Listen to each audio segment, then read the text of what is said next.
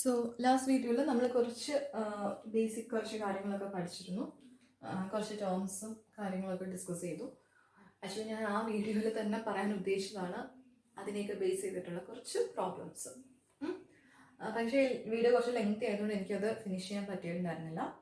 അപ്പോൾ അതുകൊണ്ട് എൻ്റെ ബാക്കി കുറച്ച് പ്രോബ്ലംസ് ആണ് നമ്മൾ ഈ വീഡിയോയിൽ നമ്മളിപ്പോൾ ചെയ്യാൻ പോകുന്നത്. ഓക്കെ, അപ്പോൾ ലാസ്റ്റ് ക്ലാസ്സിൽ പഠിച്ചതിൻ്റെ അതിനെ ബേസ് ചെയ്തിട്ടുള്ള ക്വസ്റ്റ്യൻസ് ഏതൊക്കെയാണെന്ന് ചോദിച്ചു കഴിഞ്ഞാൽ അതിൽ തന്നെ എക്സാമ്പിൾ പറഞ്ഞിട്ടുള്ള പോലെ ലൈക്ക് ഇപ്പോൾ കുറേ സ്പീഷീസ് വന്നിട്ട് അതിനകത്ത് ഐസോടോപ്സ് ചെയ്ത ഐസോബാസ് ചെയ്ത അല്ലെങ്കിൽ ഐസോഡൈഫേഴ്സ്, അപ്പോൾ ലൈക്ക് അങ്ങനെയൊക്കെയുള്ള കാര്യങ്ങളൊക്കെ വരുള്ളൂ അതിനകത്ത്. പിന്നെ നമുക്കിനി പ്രോബ്ലംസ് ചെയ്യാം. ഓക്കെ, അപ്പോൾ വേറെ ഒന്നെന്ന് വെച്ച് കഴിഞ്ഞാൽ ആവറേജ് അറ്റോമിക് വെയിറ്റ് ആണ്. Average atomic wait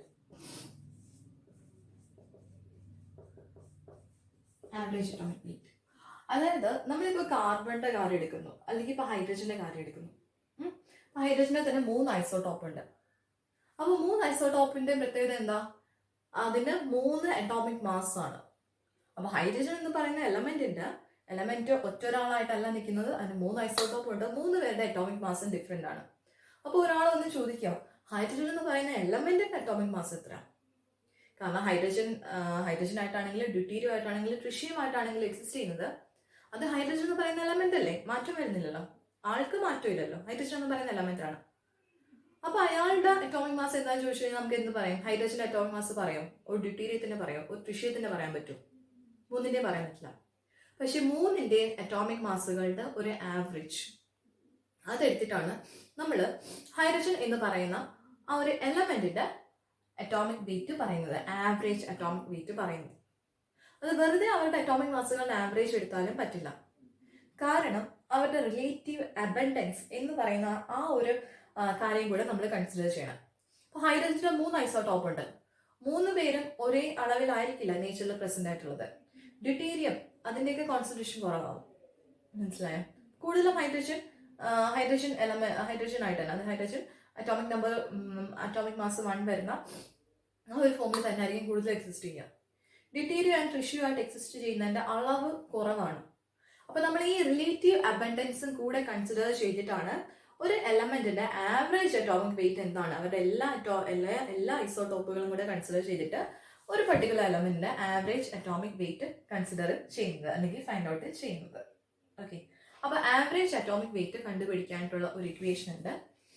average atomic weight is equal to W1x1 plus W2x2 plus extra by x1 plus x2 plus x3. അപ്പൊ ഇത് എന്താന്ന് ചോദിച്ചു കഴിഞ്ഞാൽ ഞാൻ പറഞ്ഞു, ഇപ്പൊ നൈട്രജൻ എടുക്കുകയാണ്, അല്ലെന്നുണ്ടെങ്കിൽ ക്ലോറിൻ എടുക്കുകയാണ്. ഇപ്പൊ ക്ലോറിന് മെയിൻലി 2 ഐസോടോപ്പുകൾ വരുന്നത്. ക്ലോറിന്റെ എന്താണ് അറ്റോമിക് നമ്പർ 17 ആണ്. അപ്പൊ ക്ലോറിൻ 35 ഉണ്ട്, അതുപോലെ ക്ലോറിൻ 37. അപ്പൊ ഈ 2 ഐസോടോപ്പുകളാണ് ഏറ്റവും ഇമ്പോർട്ടന്റ് ആയിട്ട് ക്ലോറിൻ എന്ന് പറയുന്ന എലമെന്റിന് ഉള്ളത്. അപ്പൊ ഇത് രണ്ടും എന്താണ്? ക്ലോറിൻ എന്ന് പറയുന്ന ആറ്റം തന്നെയാണ്, മാറ്റമൊന്നുമില്ല. പക്ഷെ അപ്പൊ ഇവരുടെ അറ്റോമിക് വെയിറ്റ് എടുക്കുമ്പോഴാണ് പ്രശ്നം വരുന്നത്. കാരണം ഈ 2 എലമെന്റിന്റെയും അറ്റോമിക് വെയിറ്റ് എന്താണ്? ഡിഫറെന്റ് ആണ്. അപ്പൊ ക്ലോറിൻ എന്ന് പറയുന്ന എലമെന്റിന്റെ അറ്റോമിക് വെയിറ്റ് എന്താണെന്ന് ചോദിച്ചു കഴിഞ്ഞാൽ ഈ 2 ഐസോടോപ്പുകളുടെ അറ്റോമിക് വെയിറ്റുകളുടെ ആവറേജ് ആയിരിക്കും. നിങ്ങൾ ക്ലോറിന്റെ അറ്റോമിക് വെയിറ്റ് 35.5 എന്ന് കേട്ടിട്ടില്ലേ? അല്ലെങ്കിൽ 35.5 എന്ന് പറഞ്ഞല്ലേ നമ്മൾ പഠിച്ചിട്ടുള്ളത് ക്ലോറിന്റെ അറ്റോമിക് വെയിറ്റ്. അതെന്ന് പറയുന്നത് ആക്ച്വലി ആവറേജ് അറ്റോമിക് വെയിറ്റ് ആണ്. ഈ ക്ലോറിൻ ഐസോടോപ്പുകളുടെ 2 പേരുടെയും അറ്റോമിക് മാസ് അതുപോലെ അവരുടെ റിലേറ്റീവ് അബൻഡൻസും കൂടെ കൺസിഡർ ചെയ്തിട്ട് കാൽക്കുലേറ്റ് ചെയ്ത് കിട്ടുന്ന ഈ ആവറേജ് അറ്റോമിക് വെയിറ്റ് ആണ് 35.5 എന്ന് പറയുന്നത് ക്ലോറിൻ ആറ്റം. അതുപോലെ ഓരോ എലമെന്റിനും ഓരോന്നായിരിക്കും. ഓക്കെ, അപ്പൊ ക്ലോറിന്റെ കാര്യം നമ്മൾ എടുക്കുകയാണെന്നുണ്ടെങ്കിൽ ഈ 2 ഐസോടോപ്പും നമ്മുടെ നേച്ചറിൽ ഒരേ അളവിലല്ല കാണുന്നത്. ക്ലോറിൻ 35 ആണ് കൂടുതൽ അബൻഡന്റ് ആയിട്ടുള്ള ഐസോടോപ്പ്. ക്ലോറിൻ 37ന്റെ എമൗണ്ട് കുറവാണ്. 3:1 റേഷ്യോയിലാണ് ഇവിടെ ശരിക്കും പറഞ്ഞാൽ കാണുന്നത്. 3:1 റേഷ്യോ. 75% നേച്ചറിൽ പ്രസന്റ് ആയിട്ടുള്ളത് ക്ലോറിൻ 35 ഐസോടോപ്പ് തന്നെയാണ്. ജസ്റ്റ് 25% മാത്രമാണ് ക്ലോറിൻ 37 ഐസോട്ടോപ്പ് നമ്മുടെ നേച്ചറിൽ പ്രസന്റ് ആയിട്ടുള്ളത്. സോ ഇവർ നമ്മളോട് ഇത് എടുക്കുമ്പോൾ 75:25% അല്ലെങ്കിൽ 3:1 എന്നുള്ളതാണ് ഇവരുടെ റിലേറ്റീവ് അബണ്ടൻസുകളുടെ റേഷ്യോ. റിലേറ്റീവ് അബണ്ടൻസ് ഇത് ക്ലോറിൻ 37ന്റെ 3 ഇരട്ടിയാണ് ക്ലോറിൻ 35 എന്ന് പറയുന്ന ഐസോട്ടോപ്പ് പ്രസന്റ് ആയിട്ടുള്ളത്. അപ്പൊ ഇവരുടെ ഈ റിലേറ്റീവ് അബണ്ടൻസും അതുപോലെ ഇവരുടെ അറ്റോമിക് മാസും കൂടെ കൺസിഡർ ചെയ്തിട്ടാണ്, രണ്ടും കൂടെ കൺസിഡർ ചെയ്തിട്ടാണ് ക്ലോറിൻ എന്ന് പറയുന്ന എലമെന്റിന്റെ ആവറേജ് അറ്റോമിക് വെയിറ്റ് നമ്മൾ പ്രെഡിക്റ്റ് ചെയ്യുക. അപ്പൊ അത് ഫൈൻഡ് ഔട്ട് ചെയ്യാനുള്ള ഇക്വേഷൻ ആണ് ഞാൻ ഇവിടെ എഴുതിയിരിക്കുന്നത്. W1x1 plus W2x2 plus etc. by x1 plus x2 plus x3 അങ്ങനെ പോകും. അപ്പൊ അത് W1 W2 എന്നൊക്കെ പറയുന്നത് ഓരോ ഐസോടോപ്പുകളുടെയും അറ്റോമിക് വെയിറ്റ് ആണ്. ഫസ്റ്റ് ഐസോടോപ്പിന്റെ അറ്റോമിക് വെയിറ്റ് ആണ് W1, സെക്കൻഡ് ഐസോടോപ്പിന്റെ അറ്റോമിക് വെയിറ്റ് ആണ് W2. ഇനി കൂടുതൽ 3, 4, 5 ഐസോടോപ്പ് ഉണ്ടെങ്കിൽ അതനുസരിച്ച് എക്സ്റ്റെൻഡ് ചെയ്ത് പോകും. ഇനി x1 x2 എന്നൊക്കെ പറയുന്നത് അവരുടെ റിലേറ്റീവ് അബണ്ടൻസ് ആണ്. Relative abundance. ഇപ്പോൾ ഫസ്റ്റ് ഐസോടോപ്പിന്റെ അറ്റോമിക് വെയിറ്റ് W1, ഫസ്റ്റ് ഐസോടോപ്പിന്റെ റിലേറ്റീവ് അബണ്ടൻസ് എത്രയാണെന്നുള്ളതാണ് x1, സെക്കൻഡ് ഐസോടോപ്പിന്റെ വെയിറ്റ് W2, ദെൻ അവന്റെ റിലേറ്റീവ് അബണ്ടൻസ് ആണ് x2 എന്ന് പറയുന്നത്. ഓക്കെ, അപ്പൊ ഇതാണ് ഫൈൻഡ് ഔട്ട് ചെയ്യാനുള്ള ഇക്വേഷൻ. ഇനി ഈ ഒരു ഇക്വേഷൻ യൂസ് ചെയ്തിട്ട് നമുക്കൊരു പ്രോബ്ലം കൂടെ ചെയ്യാം. ക്ലോറിൻ എക്സാമ്പിൾ ആയിട്ട് എടുത്തുകൊണ്ട് ക്ലോറിന്റെ തന്നെ ഒരു പ്രോബ്ലം ചെയ്യാം. ഓക്കെ, അപ്പൊ ക്ലോറിന്റെ ആവറേജ് അറ്റോമിക് വെയിറ്റ് ഞാൻ കണ്ടുപിടിക്കാൻ പോവാം.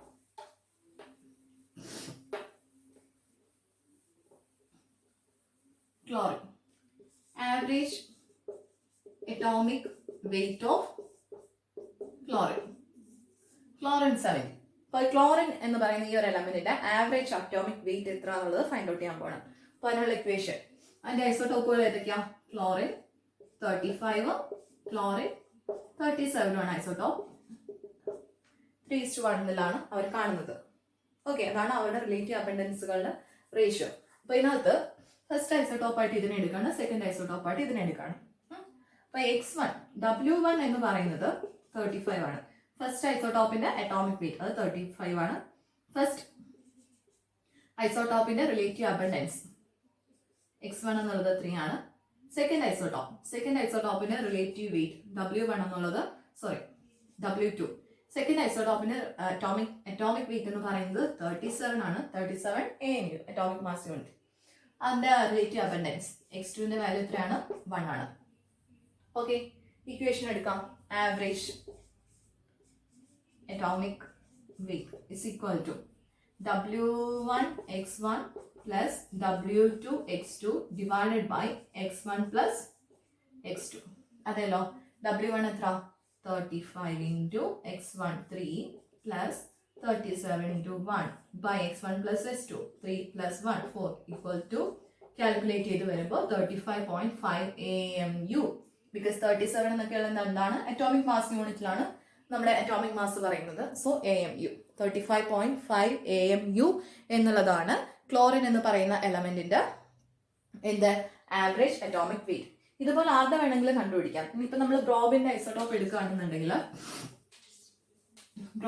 ബ്രോമിനെ പ്രധാനമായിട്ട് 2 ഐസോടോപ്പുകൾ ഉള്ളത്. ബ്രോമിൻ 79 ഉണ്ട്, ബ്രോമിൻ 81 ഉണ്ട്. ഈ 2 ഐസോടോപ്പുകളാണ് ഏറ്റവും അബണ്ടന്റ് ആയിട്ട് ബ്രോമിനെ കാണുന്നത്. ഇവരുടെ റിലേറ്റീവ് അബണ്ടൻസ് എന്ന് പറയുന്നത് ബ്രോമിൻ 79 ശരിക്കും പറഞ്ഞാൽ 51% നേച്ചറിലുണ്ട്. ബ്രോമിൻ 81 49% ഉള്ളൂ. ഓക്കെ, കൂടുതൽ അബണ്ടന്റ് ആയിട്ട് കാണുന്നത് ബ്രോമിൻ 79 എന്ന് പറയുന്ന ഐസോടോപ്പ് ആണ്. അത് 51%. ബ്രോമിൻ 81 എന്ന് പറയുന്ന ബ്രോമിന്റെ ഐസോടോപ്പ് 49% ആണ്. ബട്ട് ആക്ച്വലി നമ്മൾ ഇതാണ് ആക്ച്വൽ അവരുടെ പെർസെൻറ്റേജ് എങ്കിലും നമ്മൾ 51 49 തമ്മിൽ വലിയൊരു വ്യത്യാസമില്ലല്ലോ. അതുകൊണ്ട് രണ്ടിനെയും കൂടെ നമ്മൾ ഇതിൽ നിന്ന് ഒന്ന് കുറച്ചു ഒന്ന് ആഡ് ചെയ്തിട്ട് ജസ്റ്റ് 50% എന്നുള്ള രീതിയിലാണ് എടുക്കുന്നത്. അതായത് 1:1 റേഷ്യോ ആണ് എടുക്കുന്നത്. ഓക്കെ, അപ്പൊ ബ്രോമിന്റെ 2 ഐസോടോപ്പുകളും ഏകദേശം അവർ അടുപ്പിച്ച് ഏകദേശം ബ്രോമിൻ 79% ആയിട്ടുള്ള ഏകദേശം അത്ര എമൗണ്ട് തന്നെ ബ്രോമിൻ 81 ഉണ്ട്. ചെറിയൊരു വ്യത്യാസമല്ലോ 51-49% എന്ന് പറയുമ്പോൾ. അപ്പൊ അതിനെ രണ്ടിനെയും നമ്മൾ ചെറുതായിട്ടൊന്ന് അഡ്ജസ്റ്റ് ചെയ്ത് 50:50 എന്നുള്ള രീതിയിൽ 1:1 റേഷ്യോ. അതായത് ഏകദേശം ബ്രോമിന്റെ 2 ഐസോടോപ്പുകളും ഒരേ അളവിലാണ് പ്രസന്റ് ആയിട്ടുള്ളത്, വലിയ വ്യത്യാസം കാണിക്കുന്നില്ല എന്നുള്ള രീതിയിൽ അവർ തമ്മിലുള്ള റിലേറ്റീവ് റേഷ്യോ നമ്മൾ 1:1 ആയിട്ട് എടുത്തിട്ടാണ് നമ്മൾ നോർമലി ചെയ്യാറ്. ഓക്കെ, അപ്പൊ അതാണ് ആവറേജ് അറ്റോമിക് വെയിറ്റ് എന്ന് പറയുന്ന കൺസെപ്റ്റ്. അതിനെ ബേസ് ചെയ്തിട്ടുള്ള ജസ്റ്റ് ഒരു പ്രോബ്ലം ചെയ്യുന്നേ ഉള്ളൂ. പിന്നെ വരുന്നത് അറ്റോമിക് മാസ് യൂണിറ്റിന്റെ കാര്യം.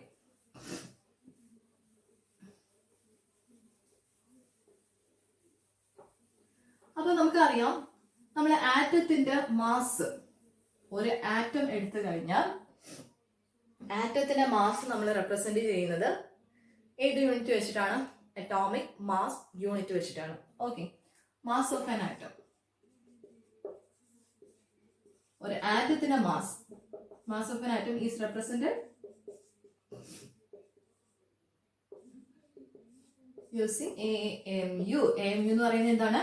Atomic mass unit. ആറ്റത്തിന്റെ മാസ് റെപ്രസെന്റ് ചെയ്യുന്ന unit, that is AMU or atomic mass unit. ഒരു ആറ്റത്തിന്റെ മാസ് നമ്മൾ AMU വെച്ചാണ് റെപ്രസെന്റ് ചെയ്യുന്നത്. ഇപ്പൊ നൈട്രജൻ 714. ഓക്കെ, നൈട്രജൻ 714 എന്ന് പറയുന്ന ആള് എന്താണ്? ഒരു ആറ്റമാണ്. നൈട്രജൻ ആറ്റത്തിനെ ഞാൻ എഴുതിയിരിക്കുന്നത്. അപ്പൊ നൈട്രജൻ ആറ്റത്തിന്റെ മാസ്, ഈ ഒരു ആറ്റം, ഈ ഒരു സിംഗിൾ ആറ്റത്തിന്റെ മാസ് എത്രയാണെന്ന് ചോദിച്ചു കഴിഞ്ഞാൽ നമ്മൾ എന്ത് പറയും? അത് 14 AMU എന്ന് പറയും. നമ്മൾ ലൈക്ക് ഇപ്പോ നമ്മള് മാസിന്റെ കിലോഗ്രാം എന്ന യൂണിറ്റ് പറയുന്ന പോലെ, അല്ലെങ്കിൽ ഗ്രാം എന്ന യൂണിറ്റ് ഒക്കെ പറയുന്ന പോലെ തന്നെ മാസിന്റെ നമ്മൾ ഒരു ആറ്റത്തിന്റെ മാസിന്റെ യൂണിറ്റ് എന്ന് പറയുന്നത് അറ്റോമിക് മാസ് യൂണിറ്റ് AMU എന്നുള്ളതാണ്. അപ്പൊ നൈട്രജൻ ആകുമ്പോഴത്തേന് അത് 14 AMU. ഇതല്ലേ അറ്റോമിക് മാസ്. ശരിക്കും പറഞ്ഞ ഒരു ആറ്റത്തിന്റെ മാസ് മെയിൻലി കോൺസെൻട്രേറ്റ് ചെയ്തിരിക്കുന്നത് അതിന്റെ ന്യൂക്ലിയസിലാണ്. ന്യൂക്ലിയസിലുള്ള ആളാണ് പ്രോട്ടോൺസും ന്യൂട്രോൺസും. അപ്പൊ അവരുടെ നമ്പർ കാണിക്കുന്ന ടേം ആണ് അറ്റോമിക് മാസ്, മാസ് നമ്പർ എന്ന് പറയുന്നത്. Mass number. അപ്പൊ ഈ മാസ് നമ്പർ തന്നെയാണ് അതിന്റെ അറ്റോമിക് മാസ് ആയിട്ട് നമ്മൾ പറയുന്നത്. അതിപ്പോ 14 AMU ഏതാന്ന് വെച്ചാൽ അത്. അപ്പൊ നമ്മൾ ശരിക്കും പറഞ്ഞാൽ ഒരു അറ്റോമിക് മാസ് യൂണിറ്റിനെ നമ്മൾ എങ്ങനെ ഡിഫൈൻ, കാരണം ഇത് എന്താ സംഭവം എന്നുള്ളത് നമുക്ക് അറിയട്ടെ.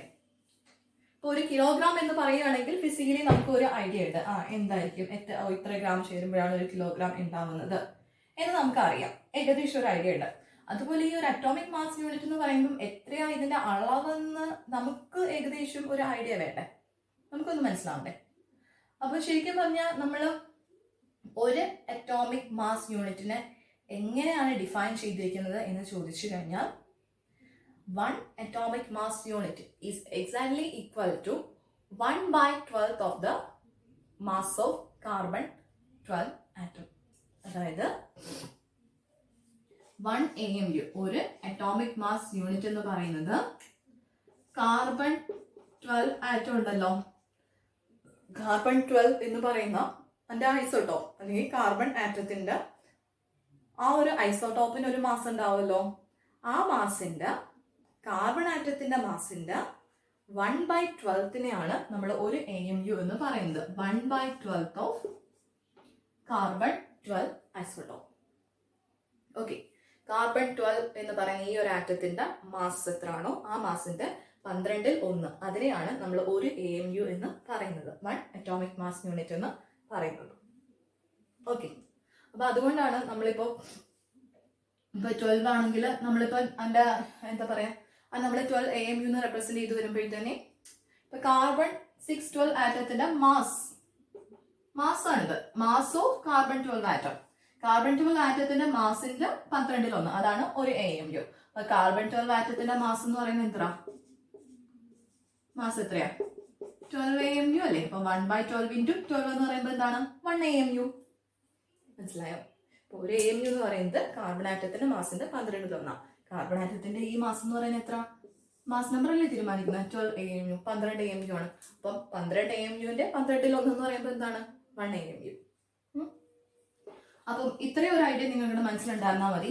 കാർബൺ ആറ്റത്തിന്റെ മാസ് എത്രയാണോ, അതിപ്പോ 12 AMU പറയുകയാണെങ്കിൽ അങ്ങനെ, അപ്പൊ വേറെ ഏതെങ്കിലും യൂണിറ്റ് ആണെങ്കിൽ അങ്ങനെ, എന്ത് തന്നെയാണെങ്കിലും കാർബൺ ആറ്റത്തിന്റെ മാസ് എത്രയാണോ ഇത് ഒരു യൂണിവേഴ്സലി അക്സെപ്റ്റഡ് ആയിട്ടുള്ള ഫാക്ട് ആണ്. യൂണിവേഴ്സൽ ആയിട്ട് നമ്മൾ അംഗീകരിച്ച് ഫോളോ ചെയ്തു പോകുന്ന ഒരു കാര്യമാണ്. കാർബൺ ആറ്റത്തിന്റെ മാസ് ഏതാണോ ആ മാസിന്റെ 12/1 ഒരു അറ്റോമിക് മാസ് യൂണിറ്റ് എന്നാണ് നമ്മൾ നമ്മൾ കൺസിഡർ ചെയ്യുന്നത്. ഓക്കെ, ഇനി ഇതിന് ഈ ഒരു കൺസെപ്റ്റ്, ഈ ഒരു പറഞ്ഞു വളരെ ബേസിക് ആയിട്ടുള്ള ഒരു ഐഡിയ ആണ്, നമ്മൾ കേട്ടിട്ടുള്ളതാണ്, പഠിച്ചിട്ടുള്ളതാണ്. ഇതിനെ ബേസ് ചെയ്തിട്ടുള്ള ഒരു പ്രോബ്ലം, പക്ഷെ അത് ആപ്ലിക്കേഷൻ ലെവലിൽ വരുമ്പോഴാണ് കാര്യം മനസ്സിലാക്കിയിട്ട് ചിന്തിച്ചേണ്ടത്. അപ്പൊ ഈ ഒരു ചെറിയൊരു കൺസെപ്റ്റിനെ ബേസ് ചെയ്തിട്ടുള്ള ഒരു ക്വസ്റ്റ്യൻ ഞാൻ എഴുതാണ്. ക്വസ്റ്റ്യൻ ഇങ്ങനെയാണ്.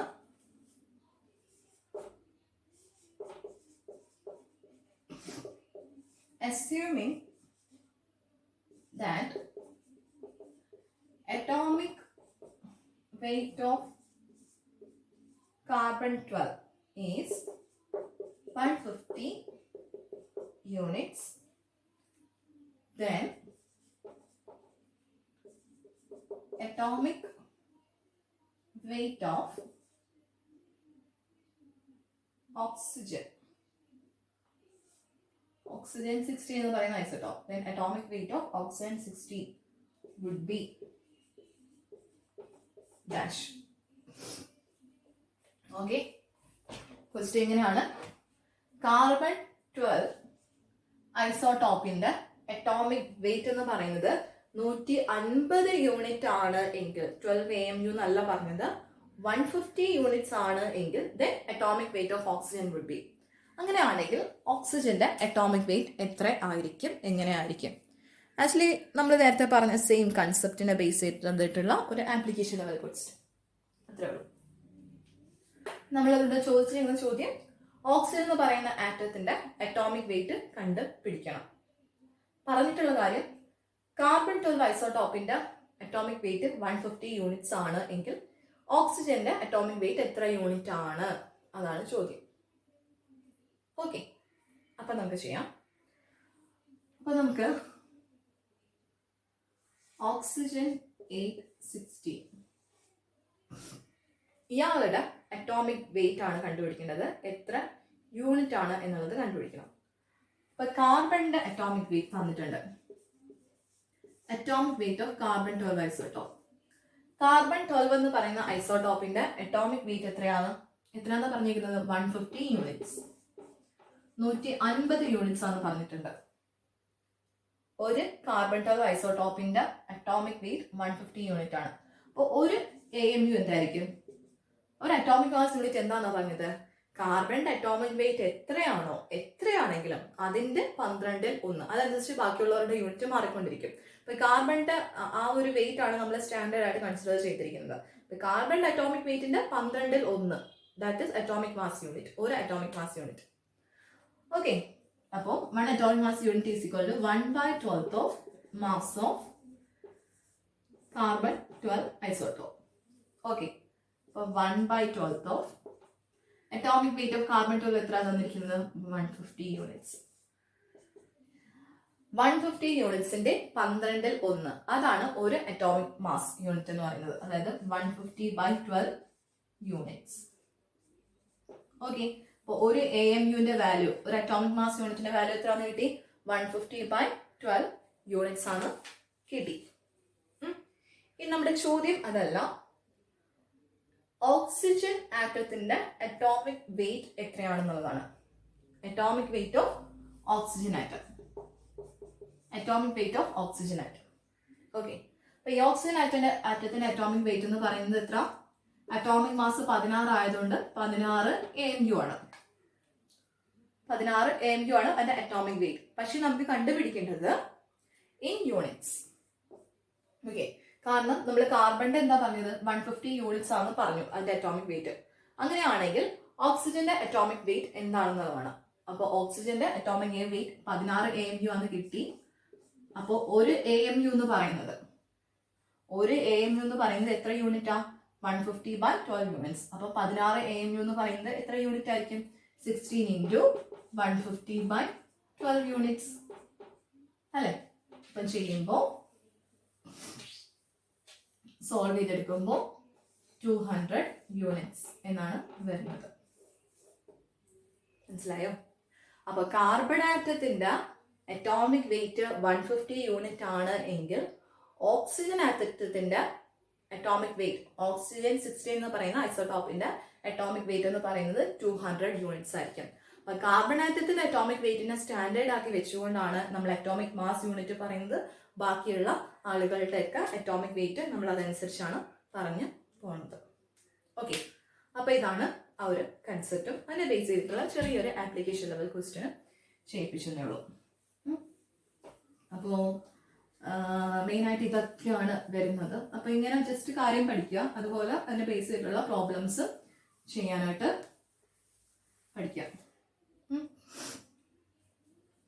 അപ്പോൾ ഇത്രയേ ഉള്ളൂ.